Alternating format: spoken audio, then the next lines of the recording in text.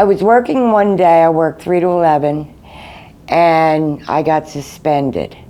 And I knew nothing about a union, and the union at Crozier took on the case and they won it for me. So I thought, well, maybe I should check into what a union is. The union at Temple was in the Pennsylvania Nurses Association. Really, I think the PNA just wanted all the dues money of the members. They were our bosses. They were the they ran the nursing system in the state of Pennsylvania. So they were completely on the opposite side. They were who we were negotiating against at our locals. So for us to be successful in the state organization was, you know, a lose-lose.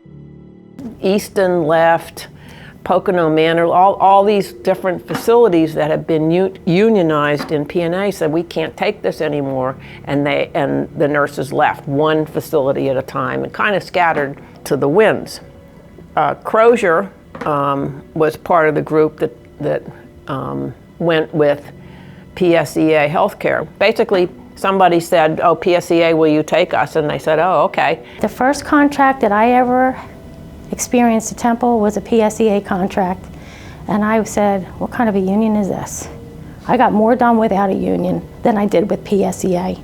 We were a small part of a bigger organization that had no interest in really taking on our issues.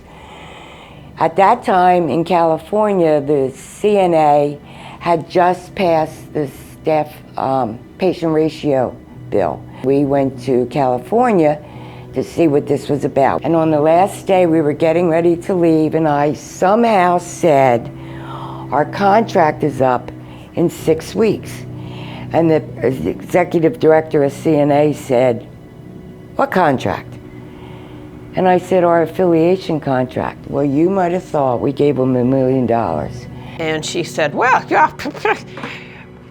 your agreement expires in 6 weeks, and you're in a teachers union? Get out. We'll help you get out. She said, no nurse should be in a teachers union. We said, yeah, we need a nurses union. I traveled with one of the CNA staff people to every local and talked to them and told them what we wanted to do. We don't really have anywhere else to go. It's time. We can do this. We've got help. We were taking baby steps, but we finally got to the opportunity of being the nurses union for bedside nurses in Pennsylvania.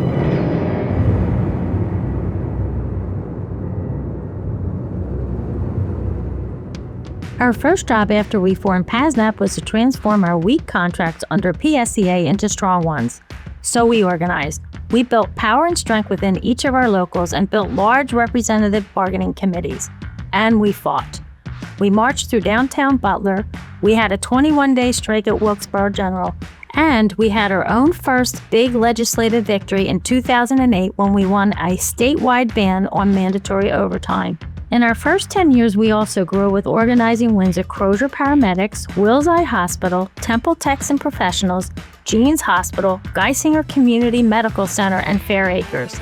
This included our first large groups of technical and professional employees, which made us stronger within our existing hospitals. I think our biggest challenge in the first 10 years was negotiating with the administrators and the leaders of the hospital. They were bullies, they threatened us, and that's why we have to continue to educate and communicate our staff and to show them that if we stick together in unity and solidarity, the numbers count. The numbers count if we stick together. I think during our first 10 years, I think, we and PASNAP together were trying to undo a lot of managerial missteps. Without some type of cohesive organization, half of it wouldn't have happened, I'm fairly certain. Without the picketing, the informational picketing, the contacts with the news media, I don't think quite a few people would be aware that there were such grave problems in healthcare. We had this massive rally. It was amazing. So nurses and patients on the floors hung yellow t-shirts outside the windows in solidarity. It was amazing. And from there we got on our bullhorns and went the whole length of Main Street to Diamond Park, which is right across from the courthouse, and held a rally. And that contract, even though it's supposed to be a wage reopener, we beat mandatory overtime at that point in time. When the technical professional union joined the nurses, it made tuna and TAP stronger. So like when other technical and professional hospitals joined PASNAP, it made the technical professionals and the nurses even more stronger. It made all of us one. So we became one united sister union in the hospital, and we had a lot of power. It was shown during our strike. That was unity, and that's what made us the most successful strike in PASNAP. 28 days on a picket line with both professional and technicals and nurses sticking together and keeping our unit. That's why we're still PASNAP today, because we took that risk, and we did it because we believed in the healing mission of taking care of patients. That's why it worked. The strike made us closer, made us come together for one cause, and that was that we was not going to take it or stand for Temple trying to bully us into making us what they wanted us to be. We were in charge.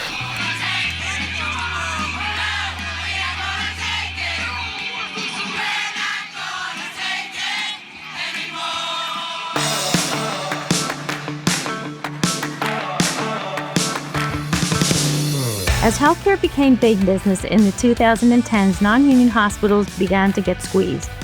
We had spent our first decade winning strong contracts, and we continued to fight to hold the line while conditions at non-union hospitals got worse, which led to a huge organizing boom, mostly in and around Philadelphia. We doubled in size from around 4,000 to 8,000, bringing a voice and empowerment to more and more people and transforming our union into a powerful voice for all healthcare workers across Pennsylvania. In my time at St. Chris, we've had 3 owners. 2 were private. One was a private corporation tenant who we initially unionized with, who we thought was horrible at the time, and then each subsequent owner has been actually worse. We were just purchased by an outside company, and the outside company changed the entire philosophy of the place, even though in words they didn't, but they did in actions. So we decided that we needed to move forward with unionization. These things we had to go to at work.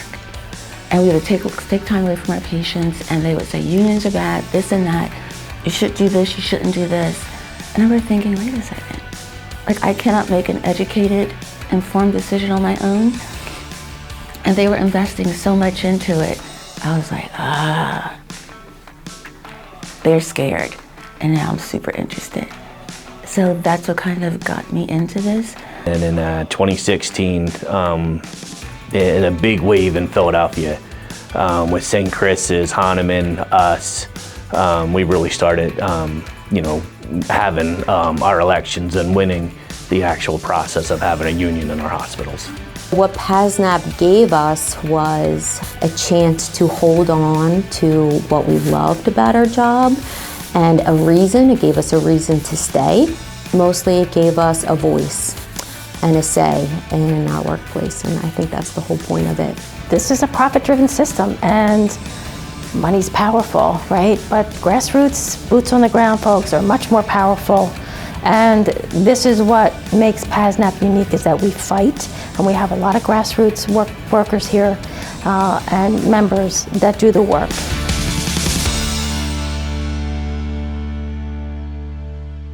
COVID changed everything. Hospital called us heroes as the systems inside the hospital collapsed piece by piece.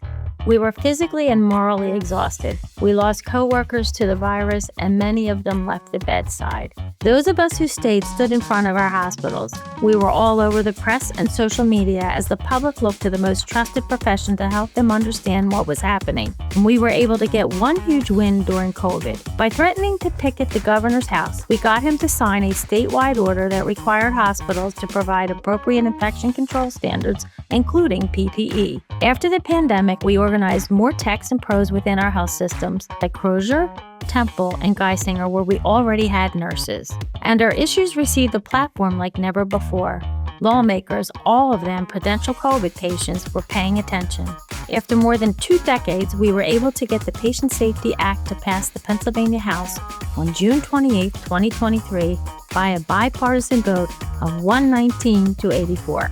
Prime, which is the company that owns my hospital, will not do nurse-to-patient ratios unless it's mandated by law, like it is in California. Like we've said to them, well, you're doing it in California, you're making a profit there.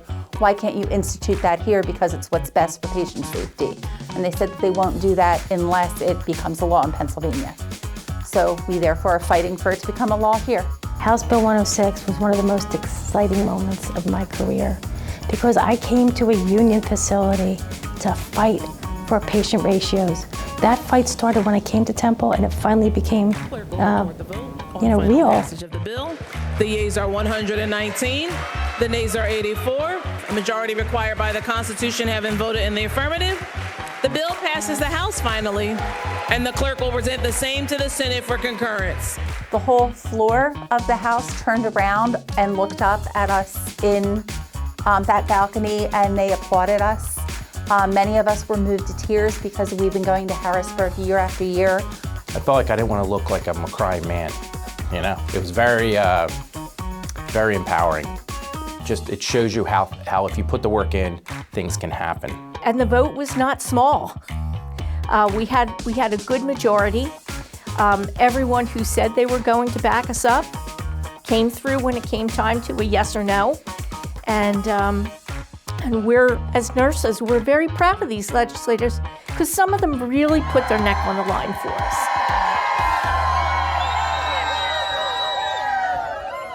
You messed with the wrong town. This is Delco, and this is what we do. We are doing patients before profit.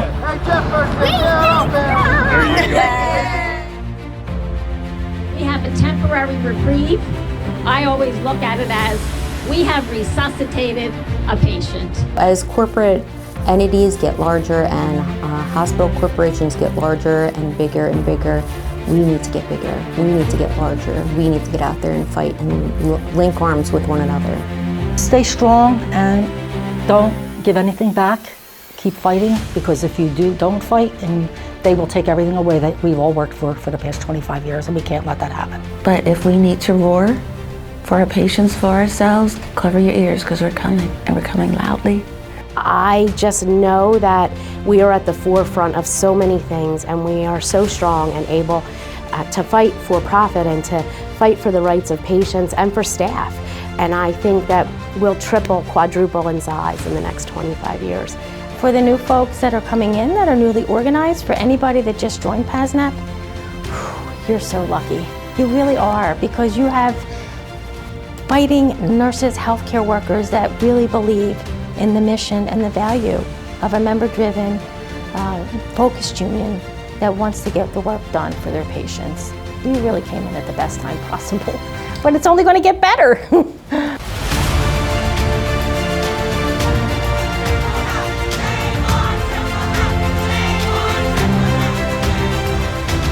Happy 25th birthday, PASNAP. Happy 25th birthday, PASNAP. Happy 25th birthday, PASNAP. Happy 25th birthday, PASNAP. Happy 25th birthday, PASNAP. Happy 25th birthday, PASNAP. Happy 25th birthday, PASNAP. Happy 25th birthday, PASNAP. Happy 25th birthday, PASNAP.